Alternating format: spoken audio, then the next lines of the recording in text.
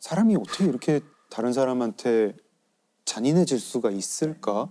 그런 거랑 애초에 이게 좀 시작되는 거 막으려면 어떻게 해야 될까? 그런 생각인데 그 얘기를 할 수 있는 사건을 한번 좀 가져와 봤습니다. 10년지기 생매장 사건. 10년지기 생매장 사건. 네. 연도는 2017년이고요. 네. 경기도 성남에 있는 주민센터에서 시작이 돼요. 네. 기초생활수급자한테 이제 현금이나 물품을 나눠주는 업무를 하시는 사회복지사분이 한 아주머니가 걱정이 되기 시작을 하는 거예요. 네. 이 아주머니를 A 아주머니라고 할게요. 그 아주머니가 오셔야 될 때가 지났는데 안 오세요. 계속 안 오시니까 경찰에 신고를 합니다. 네. 이 A 아주머니는요, 약간 좀 어눌한 분이었어요. 그렇다고 일상생활이 막 이렇게 못하실 정도는 아니었어요. 그리고 이제 주변 사람들한테도 물어보니까 주변 사람들이 별로 걱정을 안 해요, A 아주머니를. 아니 뭐 전에도 뭐 이렇게 좀 뭐 나가가지고 뭐 며칠 있다 돌아오시더라 뭐 이런 식이었어요. 근데 이 A 아주머니는 문자 메시지도 평소에 안 보내고 뭐 물건 살 때도 신용카드를 안 쓰시는 분이라 가지고 좀 그 생활 반응이 잘 안 나오는 분이었어요. 현금 쓰고. 네. 네. 근데 길어지다 보니까 경찰서에서 아 이거 좀 이상하다 하면서 강력팀으로 사건을 맡깁니다. 그래서 이제 A 아주머니가 평소에 친했던 사람이 누굴까, 그 사람들한테 A 아주머니 근황을 좀 물어봐야겠다 이러면서 수사를 하는데 성남에 모란시장 있잖아요. 네. 그 5일장. 네. 이 A 아주머니가 그 모란시장에 장이 열릴 때마다 가서 거기서 시간을 많이 보내셨다고 해요. 그리고 특히 이제 20분 정도가 모여가지고 커피 마시고 수다 떨고 뭐 이런 어르신들이 많은데 그분들이랑 좀 친분이 있었대요. 그래서 경찰이 이제 이 모임을 알게 됐습니다. 알게 돼서 이 모임 멤버분들한테 혹시 그 A 아주머니 최근에 보신 적 없느냐, 뭐 어떻게 지내는지 아시는 분 없느냐 했더니 그 모임 분들이 이렇게 하나같이 얘기를 하는 게 어느 날 경기도 광주로 도망을 갔어요, A 아주머니가. 도망가는 날 보니까 얼굴에 상처가 있었어요. 동거남을 피해서 도망을 갔다. 이런 식으로 얘기를 하는 거예요. 그래서 경찰이 이제 직접 보셨어요? 그러니까 아니 직접 보지는 못했고 나도 어디서 들었어요. 그 이제 동거남을 찾아가야겠죠 일단. 그랬더니 동거남이 자기도 그 소문 때문에 미치겠다는 거예요. 난 그런 적 없고 누가 지금 그 소문을 퍼뜨리고 있다. 나 지금 미치겠다. 이게 좀 오히려 잡아달라. 이런 말을 합니다. 근데 이 소문의 근원지 찾는 게 그게 어디서 들었어요? 어디서 들었어요? 찾아가는 거죠. 네. 그랬더니 처음에 그 소문을 퍼뜨린 사람을 찾았어요. 역시 그 동호회 아닌 동호회의 멤버. 모란시장 열릴 때마다 모여가지고 A 아주머니를 비롯한 그 멤버들과 친하게 지냈었습니다. 이분도 좀 뭐 마음 붙일 곳이 없었나 봐요. 남편은 철원에서 밭농사를 혼자 하면서 이 씨 아주머니는 얼마나 모란시장의 진심이었냐면 서울의 이제 강북 지역에 심지어 사시는 분이었는데 아들 차를 타고 왔어요. 근데 아들도 뭐 변변한 직업이 없는 청년이었거든요. 그 아들이 어머니를 위해서 자기가 차도 없는데 렌트카를 빌려가지고 그 렌트카를 타고 되게 효자네요. 그리고 이 사람들 말이 A 아주머니랑 그 이 씨 아주머니는 특히 친했다 이렇게 얘기를 해요. 근데 친하긴 친한데 대등한 관계가 아니었던 것 같아요. 왜 뭐 커피 좀 타와라 그러면 커피 타오고 약간 상하게 관계가 있는. 좀 미묘하게 이제 언니 동생 관계로 이 씨 아주머니가 A 아주머니를 좀 봐주기도 하고 근데 또 뭐 심부름 같은 거 시키기도 하고 A 아주머니는 이 씨 아주머니한테 언니라고 부르고 뭐 이런 관계였습니다. 근데 경찰이 이 씨 아주머니한테 그 A 아주머니 경기도 광주에 갔다는 거 어떻게 아셨어요? 하고 물어보니까 자기가 직접 들었대요. 언제 들었느냐? 7월 14일에 들었다. 모란시장에서 들었다. 근데 이 7월 14일이 좀 특이한 날인 게 A 아주머니가 휴대폰이 그날 꺼지거든요. 그날 꺼지고 이후에 켜지지가 않아요. 그러면서 이 씨 아주머니가 나는 그 다음번 모란시장 열릴 때 7월 19일에도 A 아주머니를 봤다. 모란시장에서. 그때도 건강히 와가지고 모란시장에 있다 갔다. 경찰이 이제 그때부터 좀 이상한 거예요. 왜냐하면 7월 19일에 A 아주머니를 모란시장에서 봤다고 하는 사람은 아무도 없어요. 이씨 그리고- 아주머니만. 네. 그리고 7월 14일에도 없어요. 아무도 없는데 이게 어떻게 된 걸까? 좀 그래도 이씨 아주머니 말하는 게 좀 이상하니까 이씨 아주머니가 그 아들이 빌렸던 렌트카 그 행적을 한번 추적을 해봅니다. 네. 7월 14일에 그 차가 서울에서 성남으로 왔더라고요. 와가지고 좀 있다가 철원에 가요. 네. 그래서 수사팀의 어떤 형사분은 뭐 남편 잠깐 근데 그 A 아주머니 휴대폰 끊긴 게 어디지? 찾아보니까 남양주에서 끊겼어요. 남양주에서. 네. 성남에서 철원 가려면 중간에 남양주를 거쳐야 돼요. 그렇죠. 가는 길이죠. 네, 가는 길에 끊기니까 이상한 거예요. 그래서 이씨 아주머니 아들을 불러가지고 최근에 철원 언제 갔다 오셨어요? 하고 물어보니까 아버지 만나러 뭐 며칠 날 갔었고요. 며칠 날 갔었어요. 하는데 7월 14일만 얘기를 안 해요. 거기서 추궁을 안 합니다. 자동차 내역 봤더니 7월 14일 갔구만 이 얘기를 안 하고 그냥 거기서 빠르게 그 철원 집을 압수수색 영장을 청구를 해서 수색 영장을 받습니다. 그래서 그 철원 집을 갔어요. 형사팀이 영장 이제 보여주면서 여기 좀 수색 좀 하겠습니다 이러고 수색을 한참 하는데 아마 형사팀은 혈흔 같은 걸 좀 찾고 싶었던 것 같아요. 여기서 뭔 일이 일어난 거 아닐까 이러고 근데 남편분이 나 그럼 좀 화장실 좀 갔다 올게요 이러면서 중간에 이제 화장실을 갔어요. 형사분들이 이제 얼굴이 하얗게 질렸겠죠. 일대를 막 찾습니다.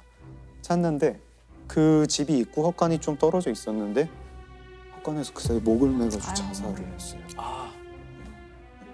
지금 피의자로 지목된 사람은 이 씨랑 이 씨 아들인데 왜 남편이 자살을 하지? 네. 이 집에서 도대체 무슨 일이 있었던 걸까?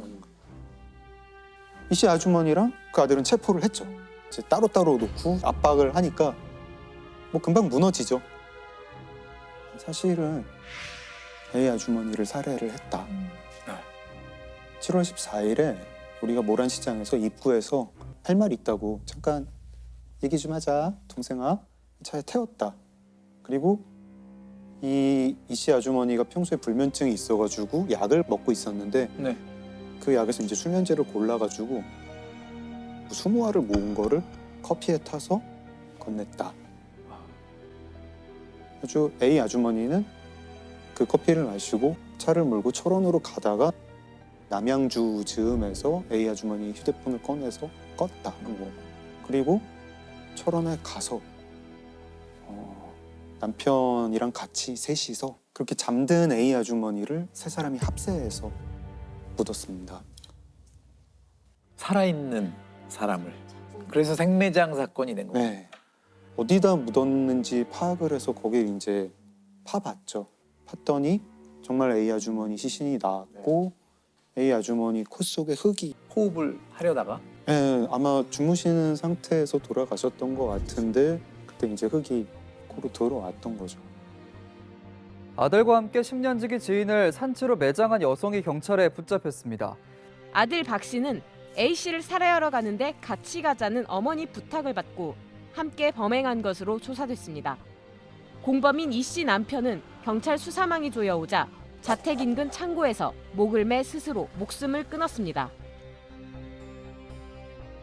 이거는 이유가 너무 궁금하죠. 뭘까? 예, 네. 예. 이게 뭐 이유가 한 가지가 아니었던 것 같아요. 이제 이 씨 아주머니가 A 아주머니를 약간 동생처럼 때로는 이제 좀 자기 하인처럼 부리다가 생매장 살인 사건이 일어난 건 2017년인데 네. 틀어진 건 아마 2015년부터인 것 같습니다. 2015년에 무슨 황당한 일이 일어나냐면 이 씨 아주머니가 A 아주머니를 데리고 철원에 갑니다. 자기 남편 집에 가요. 철원에 간 적이 있구나. 네. 가가지고 셋이서 거기서 막 술을 마셨어요. 네. A 아주머니랑 자기 남편이 성관계를 맺게 하려고 그랬던 거예요.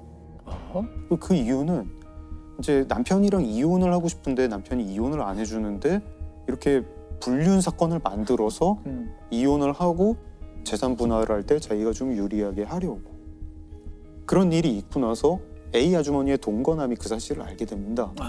당연히 화가 나죠. 화가 나서 이 씨 아주머니를 찾아가서 아니 어떻게 이럴 수가 있냐고 이렇게 막 말다툼을 하는 일이 있었어요. 그리고 1년이 지나서 2016년 여름에는 두 가지 일이 거의 비슷한 때 일어나는데요. 이 씨 아주머니 아들이 이제 중고차로 수입차가 한 대 사고 싶은 거예요. 네. 근데 이제 뭐 채무 이런 게 좀 뭐 있었던 모양인지 자기가 살 수가 없었어요. 네. 그래서 이 씨 아주머니가 A 아주머니한테 야, 네 인감증명서 좀 갖고 와라. 네 서류 가지고 우리 아들 차 좀 뽑자. 근데 A 아주머니 동생이 그걸 알고 길길이 뛰어가지고 이게 뭐 하는 짓이냐고. 언니 나 그거는 안 할래요. 그러니까 이 씨 아주머니가 그 말을 듣고 어라? 뭐 이제 고가운 감정이 생깁니다. 그 즈음에 이 씨 아주머니는 A 아주머니의 집에 가서 물건을 몇 가지 갖고 나왔어요. 뭐 이런 것들이요. 뭐 돼지 저금통, 뭐 비누, 동거남이 이거를 경찰에 신고를 했습니다. 근데 또 이 씨 아주머니가 A 아주머니한테 네가 가지고 오라고 나한테 부탁한 걸로 하자. 이 씨 아주머니가 그 절도죄로 벌금 100만 원을 물게 돼요. 네. 근데 아무리 본인 요구를 거절했다 그래서 죽일 필요까지 있었을까요? 자기 남편과 성관계를 시켰던 것이 이 모란시장 모임에서 소문이 나요. 사람을 그렇게 이용해 먹는다 이런 소문이 좀 나기 시작을 하니까 이 씨 아주머니는 얘를 살려두면 이 소문이 더 퍼지겠다 이런 생각을 합니다. 그때 그 불미스러운 일이 이 사람 때문에 소문이 나고 있다. 좀 있으면 철원에서도 난다. 그러니까 같이 제거하자. 형량이 어떻게 됐나요? 1심에서는 이 씨 아주머니는 22년 그리고 저 아들은 15년을 받았어요. 근데 2심에서는 이 씨 아주머니가 징역 30년, 아들은 18년 이렇게 형을 받았습니다. 네, 이혼할 빌미를 만들려고 지인을 시켜서 남편과 성관계를 맺게 하고 이것이 알려질까 봐 생매장한 모자가 항소심에서 형량이 늘어났습니다. 서울고등법원은 어머니 이모 씨에게 1심의 징역 22년보다 높은 징역 30년을 선고했습니다. 이해가 안 되거든요. 이런 일까지 벌이는 게 이 범인들의 심리가 뭘까요?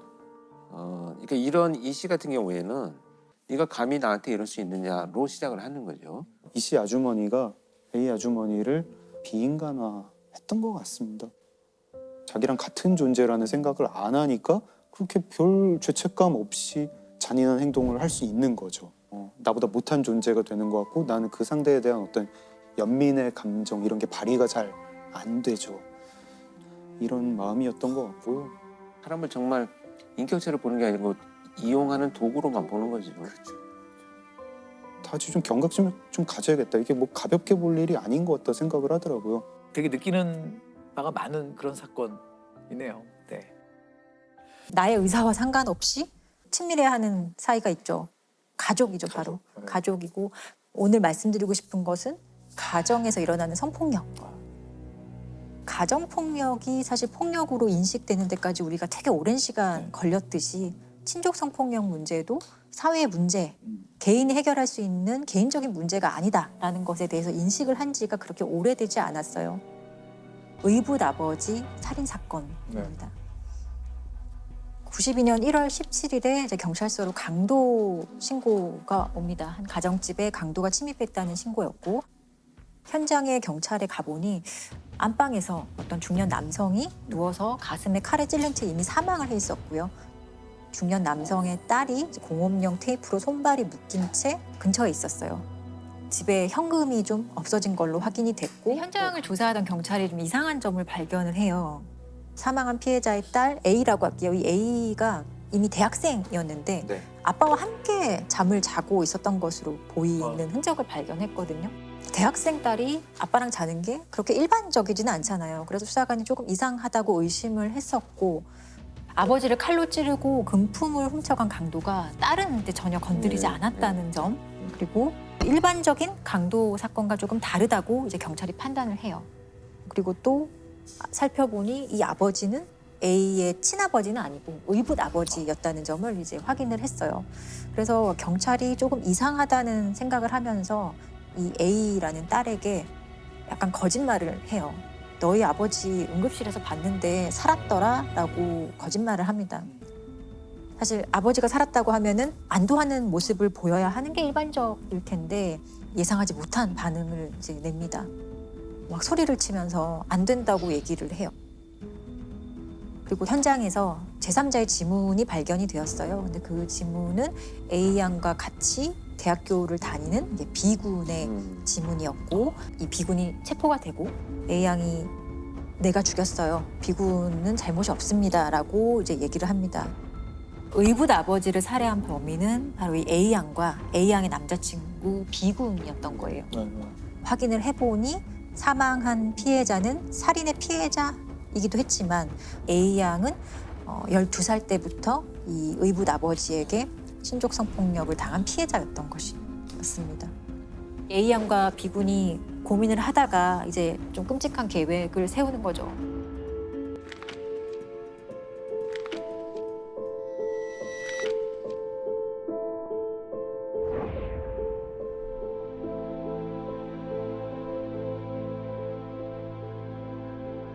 A는 어렸을 때 어머니가 재혼을 해요.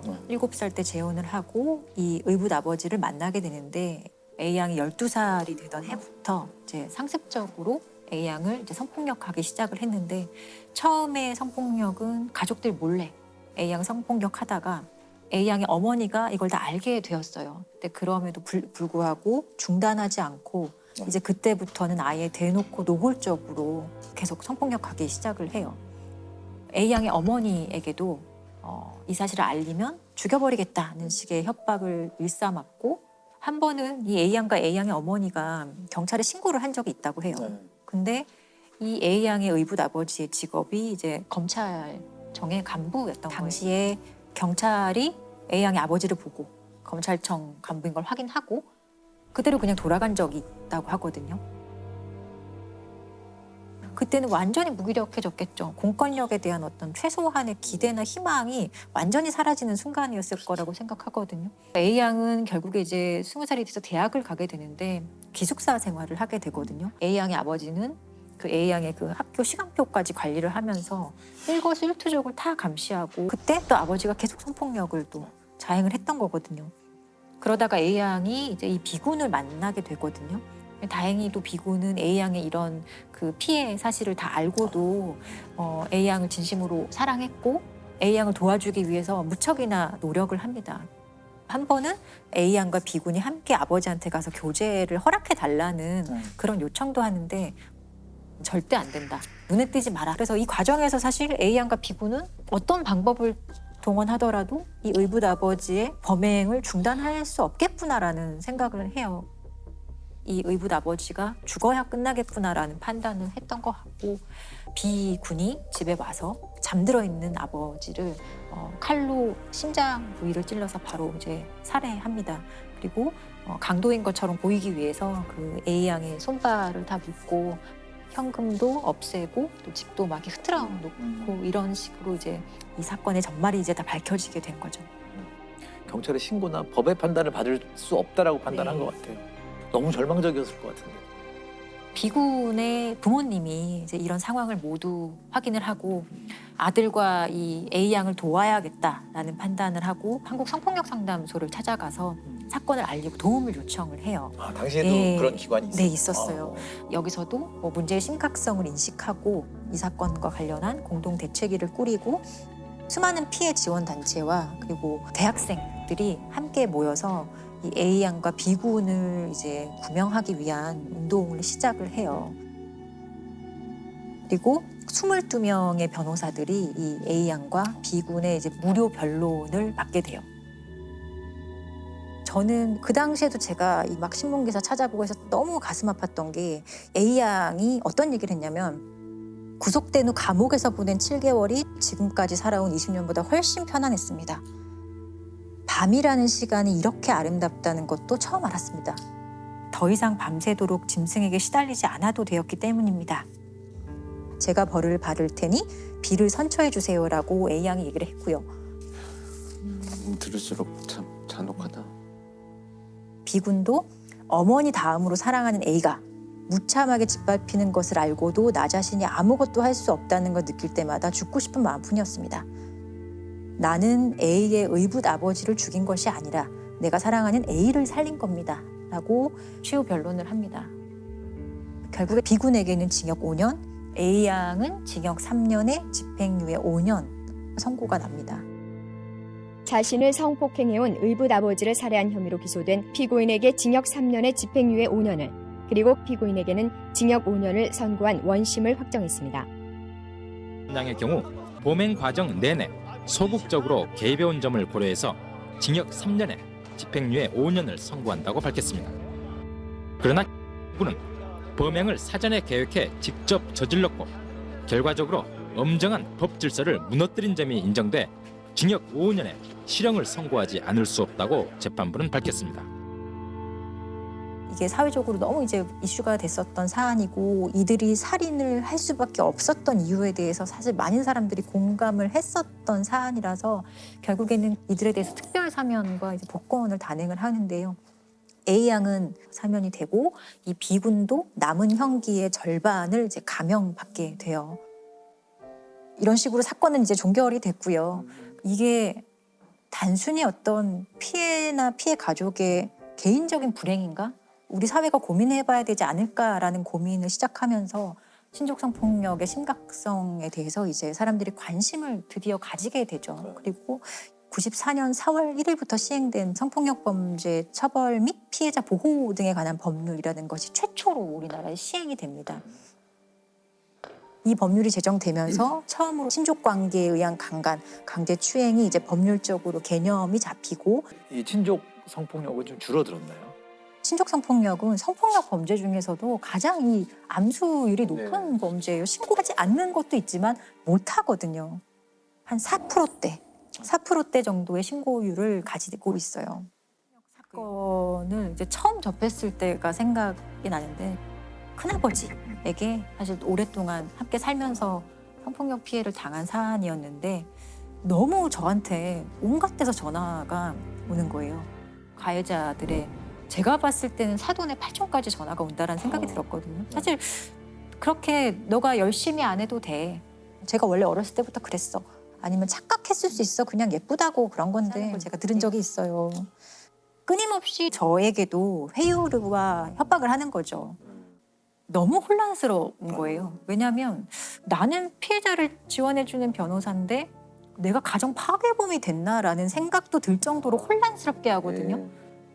그걸 겪으면서 와, 이 변호사한테도 이러는데 피해자한테는 얼마나 더 했을까. 그리고 피해자를 그렇게 적극적으로 지원해주는 가족이 있는 경우를 저는 본 적이 없어요. 완전히 이제 평온했고 정상적으로 보였던 가족이 해체된다는 것을 인정해야 되는 거기 때문에 그것을 받아들이는 것이 되게 어려운 거죠. 가족들이 피해자의 편에 설 수 없다는 것이 믿겨지지 않는 상황인 것 같네요. 두 가지 사례 좀 더 말씀드리면 되게 와닿으실 것 같은데 7년간 미성년자인 친딸 2명을 수차례 강간하고 추행한 사건이 있었어요. 광주에 사는 50대 A씨는 친딸 2명을 지난 2012년부터 7년 동안 성폭행한 혐의로 재판에 넘겨졌습니다. 이들 자매는 당시 초등학생이었습니다. A씨는 딸들이 잠을 자거나 심지어 숙제를 하고 있을 때도 강간하고 추행했습니다. 딸들이 집에 없을 때는 신체 사진을 촬영해 보내라고 시키기도 했습니다. 딸들이 초등학교 학생이던 시절부터 강간과 강제 추행을 상습적으로 합니다. 딸의 신체를 촬영해서 사진을 보내라 이런 요구도 하고요. 피해자들의 엄마는 이걸 다 알고 있었는데도 신고하거나 다른 조치를 전혀 취하지 않았어요. 보통 그 친족 성폭력 사건에서 보호자들이 쉽게 도움을 주지 못하는 이유가 엄마 역시 가정폭력의 피해자인 경우가 사실 대부분이고요. 선뜻 도와줘야 하겠다는 생각조차 하지 못하는 경우가 되게 많아요. 그리고 경제적인 문제도 사실 되게 큰데 가해자가 이 가정에서 사라지게 된다면 당장 내일 어떻게 살아가야 될지 생계가 막막한 거기서 오는 어떤 두려움도 신고를 사실 못하게 되는 이유 중에 하나로 꼽을 수 있어요. 현장에서 보면 이런 것도 되게 커요. 그리고 이제 친오빠가 성폭력한 사안인데 피해 여동생이 성폭력 피해자인 제가 가해자와 동거 중입니다라는 내용의 국민청원을 올린 적이 있고 이제 29만 명이 청원에 동의했던 사실이 있어요. 아직도 재판은 진행 중인 사안이고요. 이 사안도 오빠가 친동생을 성폭력하고 그 성폭력 상황을 이들의 부모는 오빠에게는 아주 여러 명의 변호사를 붙여주면서 무죄 변론을 시키고 이 피해자는 국선 변호사와 홀로 어렵게 싸워 나갔던 사안이에요. 없어서 제가 많이 못 보는 게 아니라 신고가 되지 못하는 사건이죠. 생각해 보세요. 나의 자식이 한 명은 가해자고 한 명은 피해자예요. 부모가 어떻게 할까요? 부모가 피해자 편 들어주는 부모는 없어요. 가해자가 된 우리 다른 자식을 어떻게 하면 최대한 살릴 수 있을까를 고민합니다. 이런 사안을 보면 사실 친족 성폭력 피해자가 가족들의 지지를 받는다는 것은 현실적으로 정말 어렵고 오히려 기대하는 것이 이상할 정도의 상황인 거죠. 반대로 피해자의 각오가 필요하네요. 그렇죠. 우리 가족과 난 단절될 각오를 네. 하지 않는 한. 실제로 선고형도 일반 강간죄에 비해서 사실 많이 높게 설정이 되어 있지만 친족 관계에 의한 성폭력 가해자들이 도대체 얼마의 형을 사는지 71.4개월 정도, 6년 정도. 그러니까 사실은 형의 집행이 종료되고 다시 가정 친족 관계로 돌아왔을 때 그런 걸 생각하면 그렇게 만족스러운 형량은 결코 아니라고 생각이 들어요. 말도 안 되는 형량인데요. 고민이 되겠지만 피해자를 조력해주는 어떤 체계적인 시스템이 사실은 있어요. 피해자가 원할 경우에 뭐 쉼터라든지 피해자 지원 시설로 가서 보호받고 가족과 단절해서 살 수 있는 공간이 마련되어 있기 때문에 고민하지 않고 신고해도 된다고 생각해요. 이들이 내는 목소리를 우리가 잘 듣고 그리고 그 용기를 지지해주고 함께 고민하는 것부터 우리가 시작해야 될 것 같아요. 짐승 같은 범죄를 하나 소개하려고 그럽니다. 네. 황영동 살인사건인데 황영동. 49살 먹은 사내가 대낮에 공중화장실에서 자기랑 아무 상관도 없는 여성을 성폭행을 시도를 합니다. 사내는 이제 칼을 들고 협박을 했는데 그 여성이 이제 막 도와달라고 했죠. 도와달라고 하니까 옆에 전통 한옥이 공사 중이었어요. 거기서 공사를 하시던 인부분들이 여성을 이제 구하려고 사내를 이제 에워쌉니다. 이 사내는 또 그 인부들을 상대로 칼로 싸우려고 해요. 근데 거기서 23살짜리 아르바이트를 하던 청년이 있었는데 사내를 제압을 하다가 크게 다칩니다. 거의 목숨의 위기까지 올 때까지 다치고 경찰은 이제 그 다음에 와서 체포를 해갔습니다. 일단 강간 미수로 입건이 됐고요. 경찰이 이제 뭐 추궁을 합니다. 추궁을 하는데 이 사람이 정말 깜짝 놀랄 자백을 해요. 내가 지난달부터 오늘까지 38일 동안 사람을 5명을 죽였습니다. 언론에서 흔히 뭐 난자했다라는 표현으로 살해를 했어요. 이유는 다 몇 푼 안 되는 돈 때문에. 뭐 어떤 때는 10만 원, 어떤 때는 20만 원. 대전 충남 지역에서 5차례에 걸쳐서 연쇄 살인을 저지른 40대 남자가 오늘 경찰에 붙잡혔습니다. 이 용의자는 부녀자들이 혼자 있는 다방이나 가정집을 노렸고 범죄 수법이 아주 잔인했습니다. 첫 살인이 이제 9월 9일에 대전에서 한 다방에 들어가서 그 여주인한테 10만 원을 빌려달라고 합니다. 여주인이 그거를 거부를 하니까 칼로 찔러서 살해를 했어요. 그리고 2주 정도 있다가 이번에는 가정집에 침입을 합니다. 가정집에 침입을 해서 거기 계시던 아주머니를 10만 원을 빼앗았는데 이분한테 그런데도 또 찔러가지고 살해를 했어요. 이번에는 한 일주일 남짓 있다가 또 대전에 있는 다방에 들어가가지고 그 20만 원을 빼앗고 그 다방 여주인을 살해를 하는데 아무 원한 관계도 없는 사람인데 칼로 38번을 찔러가지고 살해를 했어요. 그리고 그다음에 네 번째는 이제 대전 옆에 아산시에 가서요. 여관에서 여주인을 또 칼로 찔러가지고 살해를 하고요. 이거는 대전의 한 식당에서 음식 시켜 먹고 고기 먹고 맥주 먹고 그게 한 6만 원 정도 나왔다 그러는데 주인 아주머니가 이렇게 계산하세요 그랬더니 또 칼로 찔러가지고 아주머니를 살해를 하고 그 주인 아주머니 그때 임신 6개월이었어요. 황 씨는 피해자들이 자신에게 순순히 돈을 내주지 않으면 임산부에게까지 무자비하게 흉기를 휘둘렀습니다. 다방 여주인을 살해할 때는 무려 38차례나 흉기로 찔렀습니다. 돈이 필요해가지고 그런 행동을 처음에 하게 됐었습니다. 잔인한 수법으로 무려 5사람의 목숨을 뺏은 뒤 황 씨가 손에 넣은 돈은 고작 60만 원이었습니다.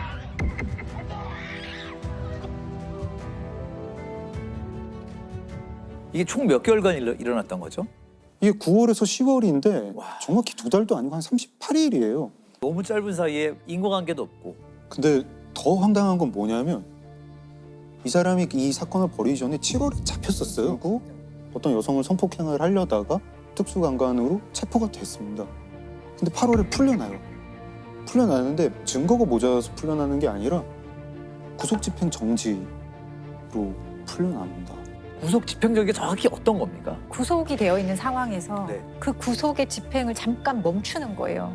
형사소송법 101조에 법원이 상당한 이유가 있을 때 그 그럼 풀어주는 거네요? 예, 잠깐 석방시키는 건데 그러니까 판사의 판단인가요? 네, 판사의 완전 직권이에요. 직권 판단이기 때문에 피의자를 바라보는 판사의 시각이 되게 중요한 건데 아팠나 봐요. 예, 뭐 이제 녹내장이 있어가지고 이제 시력을 잃어가고 있었다. 그래가지고 이제 풀어줬다는데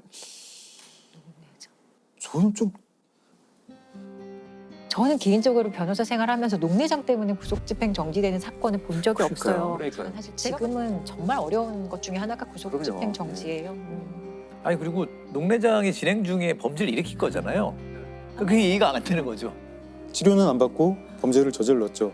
교도소 있다가 나와서 범죄 저지르고 또 교도소 가고 또 나와서 범죄 저지르고 범죄 내용도 다 그냥 강도상의 성폭행 뭐 이런 겁니다. 이거 이제 황영동은 붙잡혔죠. 붙잡혀서 1심에서는 사형 선고를 받고 2심에서는 다시 또 녹내장이 사유인데 무기징역으로 감형이 됩니다. 이 황영동을 붙잡은 23살 청년의 이야기도 되게 감명이 깊었어요. 그날 아르바이트를 하러 왔었는데 웬 흉악범이 칼을 휘두르면서 여성을 위협을 하니까 맞을지 모른다는 생각을 하면서도 그 흉악범을 제압을 한 거죠. 나중에 이제 당시에 기자들이 인터뷰를 하니까 내가 아니라 누구라도 이 일을 했을 것이다. 똑같이 했을 것이다. 되게 담담하게 얘기를 했다고 해요. 생계를 돕기 위해 일당 3만 원의 막노동 아르바이트를 하다 변을 당한 안 씨. 출혈이 심했지만 가까스로 목숨은 건졌습니다. 남들도 막상 그렇게 어렵게 처해 있으면 다 그렇게 다 하고 해갖고 그냥 한 겁니다. 그러니까 어떻게 똑같은 사회에서 이런 일이 생길까요? 황영동과 그 청년. 이렇게 황영동 사건처럼 시민의 도움으로 범인을 잡는 경우가 꽤 있는 것 같아요. 그렇죠. 범죄 수사를 통해서 범인을 체포하는 이 과정은 거의 대부분 우리 그 시민들의 제보나 도움이 없이는 어렵습니다. 그중에 이제 대표적인 것이 공개 수배입니다. 공개 수배. 네. 간혹 몽타주만 있는 경우에도 그냥 수배를 하거든요. 그만큼 사안이 중요하고 다른 범죄를 일으킬 가능성이 높기 때문에 그래서 국민들한테 빨리 알려서 수사를 전개하게 되는 이 과정이 공개 수배죠. 무기징역형을 선고받고 수감 중이던 29살 신창원 씨가 없어진 사실이 순찰 도중 발견됐습니다. 삼엄한 경계망을 뚫고 다녔던 그를 검거한 것은 한 통의 신고 전화였습니다. 무슨 실세를 그러신데요? 신창원 지사람으로 본사는 사람이 맞다고요.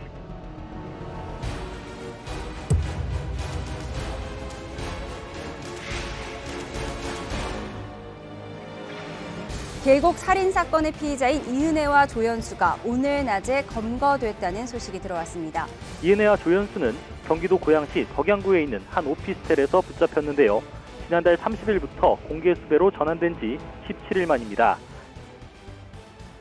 이렇게 이제 범죄 수사에 그 여러 공개 수배를 활용을 하는데요. 제가 오늘 말씀드릴 내용은 2015년에 발생한 소위 트렁크 살인 사건으로 보도가 된 김일곤이라는 자에 의한 살인 사건입니다.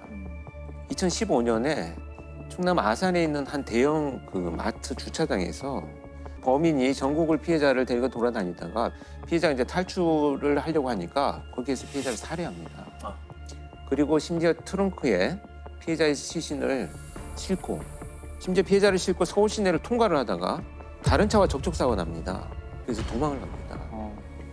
한 빌라 주차장에 주차를 해놓고 그 차에 불을 지르고 간 그런 사건인데 그래서 이제 화재를 진압하고 나서 차를 열어보니까 이 시신이 발견돼서 경찰이 이제 출동을 하죠. 서울의 한 빌라에 주차된 차량에서 30대로 추정되는 여성의 시신이 발견돼 경찰이 수사에 나섰습니다. 40대로 보이는 남성이 불안한 듯 멈칫하며 주차장을 나섭니다.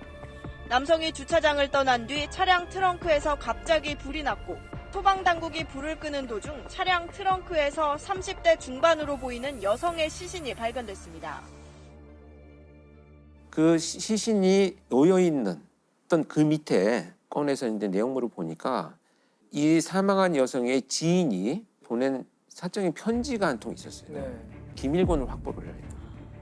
원래 납치하고 살해할 목적이었을까요? 왜 죽이까지 했을까요? 살해한 이유는 정말 어이가 없습니다. 김일권은 이제 이 사건, 지금 이 살인 사건이 나기 4개월 전에 자신이 타고 가던 오토바이와 어떤 차와 접촉사고가 납니다. 이제 시시비비가 된 거예요. 이 과정에서 몸싸움이 좀 벌어졌다고 합니다. 앙심을 품은 거예요. 그래서 복수를 하겠다. 찾아갈 때 칼을 소지하고 가요. 근데 막상 갔더니 상대방이 칼을 꺼냈는데도 칼 들고 덤벼봐 이런 식의 이제 반응을 하니까 방법을 바꿔야 되겠다라고 생각한 것이 황당하게도 여성을 납치해서 노래방 도우미로 속여서 취업하게 만들고 환심을 사서 유인하겠다. 사자하고는 아무 감정이 없어요. 자기가 목표로 한 그 사람의 도구로 지금 누군가의 피해자가 양산이 되고 참혹한 죽음을 맞은 정말 이상한 형태의 범죄거든요. 전과가 22범이었습니다. 그 시신을 이렇게 훼손하고 부르지르고 간 행위만 보더라도 럭비공 같은 그러니까 어디로 튈지 모르는 정말 너무나 충동적인 패턴을 보이고 있습니다. 그러면 이 사람의 성향으로 봐서는 그렇게 혼자 숨어 있는 것이 일주일 열흘이 굉장히 참기 힘들 것이다. 결국은 이제 이 사건은 공개 수배를 하고 나서 이제 체포가 되었는데요. 최근 서울 성동구에서 일어난 일명 트렁크 살인 사건에 대해 경찰이 용의자 공개 수배에 들어갔습니다. 용의자 김일곤은 지난 11일 여성 주모 씨를 살해하고 차량 트렁크에 실어 불까지 질러 시신을 훼손한 혐의를 받고 있습니다. 3일 후에 결국은 나타납니다. 김일곤이 도저히 참지 못하고요. 한 동물병원으로 찾아갑니다. 동물 마취제를 달라고 해요. 이제 자기 복수의 대상에 이제 마취하고 뭐 범행을 저지르겠다 이런 계획이겠죠. 여기까지도 어설퍼요. 네. 그 구할 수 있는 게 아니잖아요. 그렇지.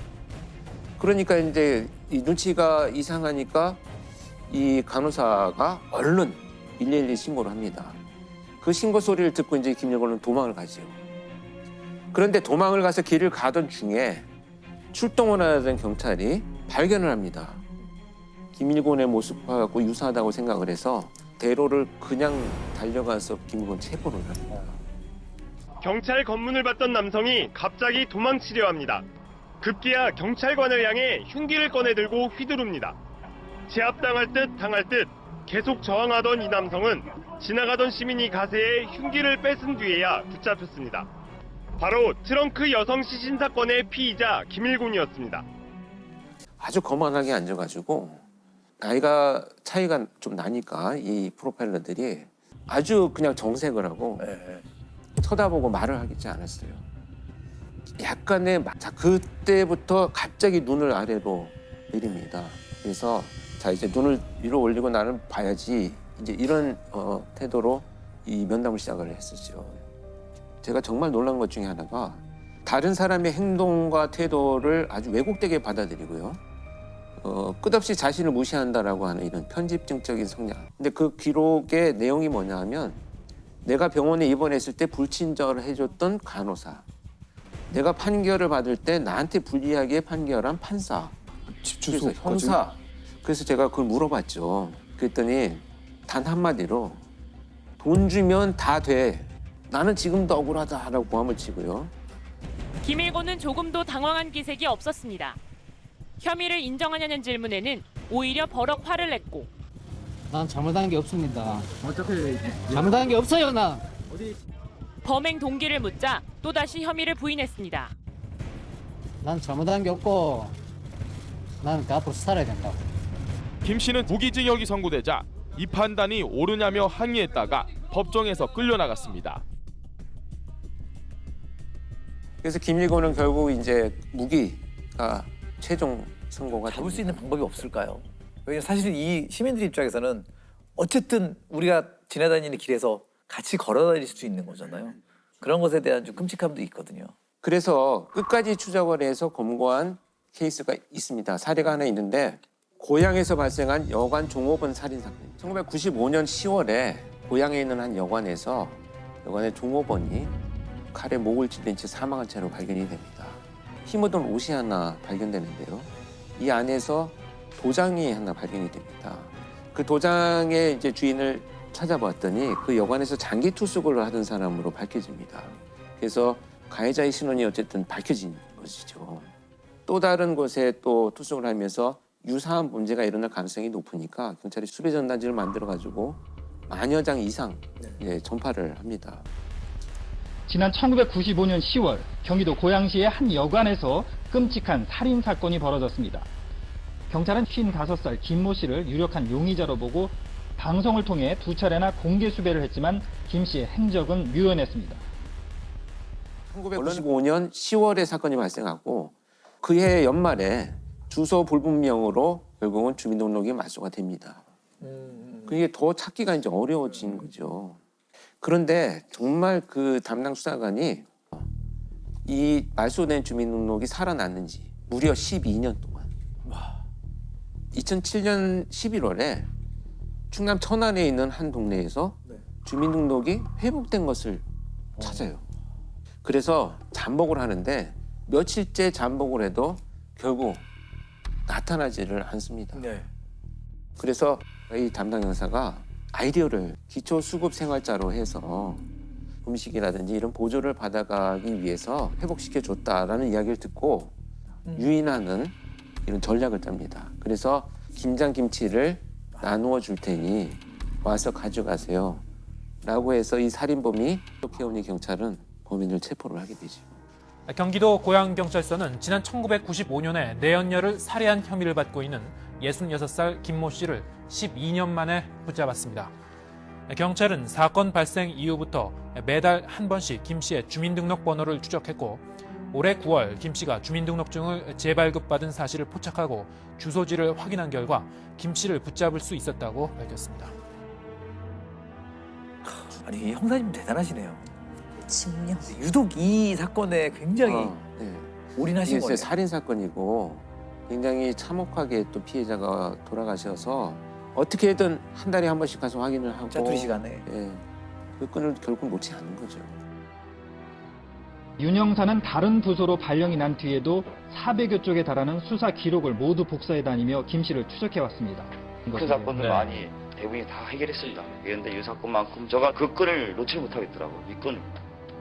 그래서 언젠가는 제가 잡힐 때는 신념이 항상 있었던 거죠. 말소를 회복한 것도 동네 분들이 동사무소하고 이제 서로 제안들을 해주어서 밝힌 거잖아요. 그래도 안 밝히면 그게 회복될 수가 없으니까 그건 밝히게 된 거죠.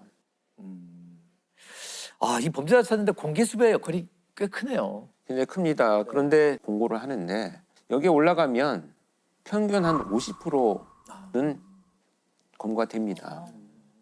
뒤집어 보면 절반은 못 잡고 있다는 얘기죠. 그렇게 이게 지금 공개 수배 전단지 좀 자세히 좀 봐야 되겠다라는 생각이 들어요. 네. 이 공개 수배 전단지는 결국은 이렇게 끝까지 포기하지 않고 이 사건을 끝까지 수사하고 추적하겠다라고 하는 의지를 보여주는 의미를 갖고 있기도 합니다. 그리고 이 범죄자들은 새로운 범죄를 또 하고 있을지도 몰라요. 멈추지 못하거든요. 그렇다면 다시 한번 수배 전단을 확인을 해보고 비슷하게 생겼다고 한다면 신고를 해주시는 것이 해결의 첫 번째 그림입니다.